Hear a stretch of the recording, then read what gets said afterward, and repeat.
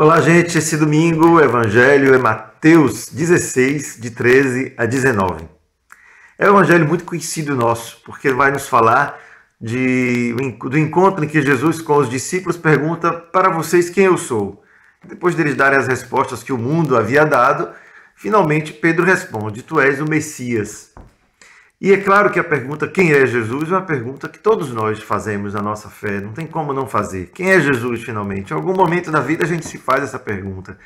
Recebemos da nossa fé muitas heranças da família, da cultura, da religião mesmo, das missas que participamos, dos momentos de catequese, palavras sobre Jesus, mas para mim, quem é Jesus? É nessa hora que de fato Pedro responde: Tu és o Messias. É lógico que para ele Messias era claro quem era, mas para nós hoje o Messias não significa também muita coisa. O que é o Messias?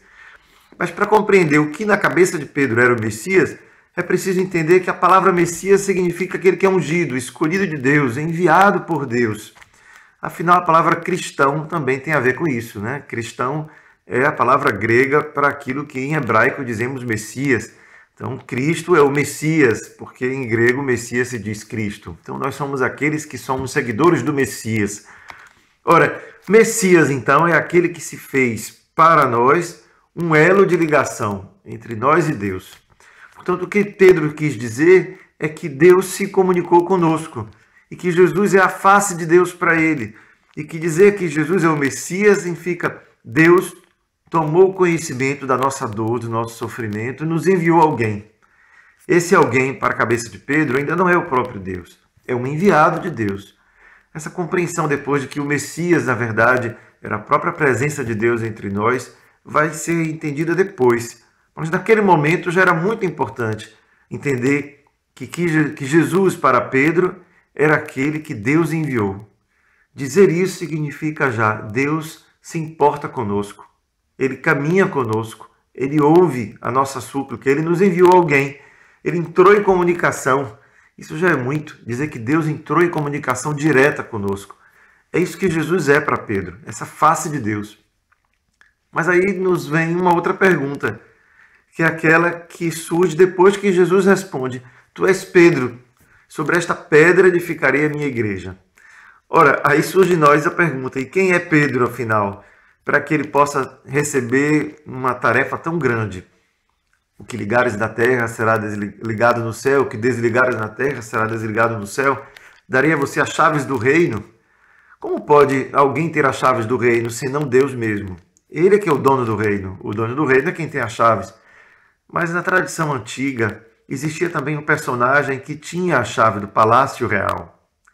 Então Pedro é como aquele que tem a chave do palácio real e que, em nome do rei, abre e fecha. Essa é a ideia daquilo que está escrito ali. Porém, se a gente entende melhor Pedro, a gente vai ver que Pedro não é o sucessor de Jesus, e Pedro, como pedra, é a primeira da construção. Mas não é a pedra mais importante, porque afinal Jesus mesmo vai dizer: Eu sou a pedra angular, quer dizer, aquela que dá sustentação ao edifício, aquela que fica do topo. Sem ela, o edifício não fica completo. Então Pedro é a primeira pedra, e portanto é pedra como eu, você, é convidado a ser pedra. Pedra de um reino que se constrói cada dia. Portanto, como pedra primeira, Pedro tem uma importância, que é a importância daquele que constrói na comunhão a certeza de que Deus entrou em comunhão conosco, se comunicou conosco. Essa é a pedra fundamental, que cada um de nós não pode deixar de ser também na vida do outro. Alguém que testemunha que Deus entrou em comunhão, que Deus se comunica, que a minha vida é um reflexo dessa comunicação de Deus comigo. Portanto, Pedro se tornou isso para nós. Aquele que é a primeira pedra e que, portanto, através dela, entendemos que quem está em comunhão com Pedro está em comunhão com o céu. Isto é, quem está em comunhão com a fé que Pedro manifestou, está em comunhão com tudo aquilo que quis Deus realizar em nós. Então, Pedro permanece entre nós como aquele que liga-nos, todos nós, em torno desse projeto de comunhão com Deus e que anuncia: Deus se comunicou conosco.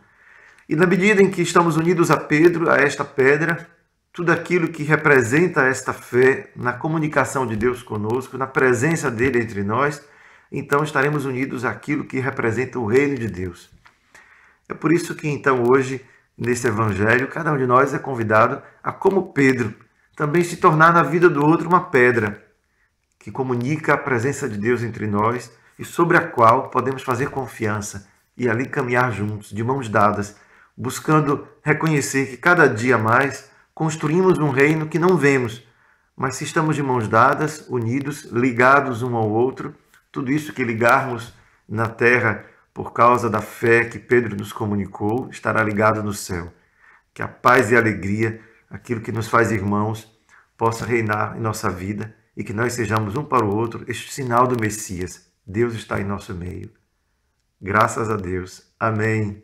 Um grande abraço para você e boa semana.